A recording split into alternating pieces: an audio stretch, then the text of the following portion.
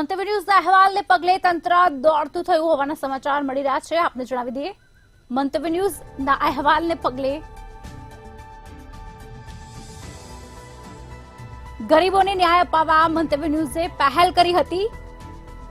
સાંતલપુર તાલુકાના પ્રશ્નોને લઈને વન વિભાગના અધિકારીઓ પહોંચ્યા, ત્યારે કલેક્ટર વિકાસ અધિકારી આરોગ્યની ટીમે મુલાકાત લીધી। બાબરાના નારણપુરાના ગામડી ખાતે ટીમો પહોંચી હોવાની વાત સામે આવી।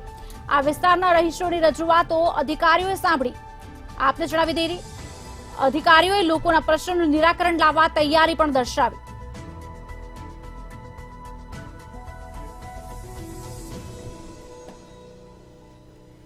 મકાનો ખાલી કરાવવા વન વિભાગે આદેશ આપ્યા હતા।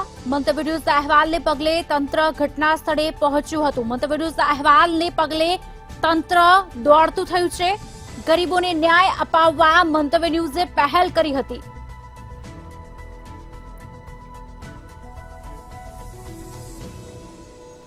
સાંતલપુર તાલુકાના પ્રશ્નોને લઈને વન વિભાગના અધિકારીઓ પહોંચ્યા।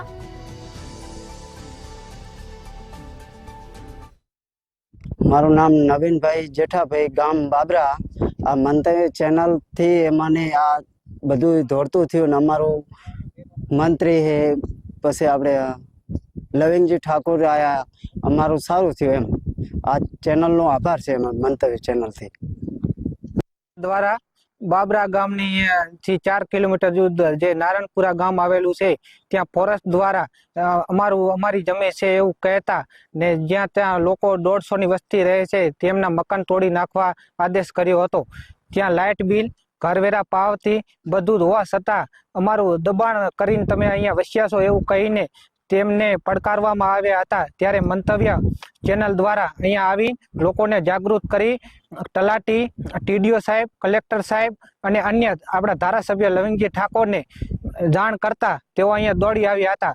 આથી અમે મંતવ્ય ચેનલનો આભાર માનીએ છીએ। મારું નામ આયા રાજેશભાઈ અર્જનભાઈ બાબરા। નામ રાજુ, ગામ બાબરા। અને આ મંત્રી ચેનલ થી અમને સમાચાર આપ્યા, એથી આ અધિકારો બધા અમારી જાણ લે હે, અત્યારે આવી શકે છે, તપાસ કરી શકે અમારી, એટલે મંત્રી ચેનલની અમે આભાર માનીએ છીએ।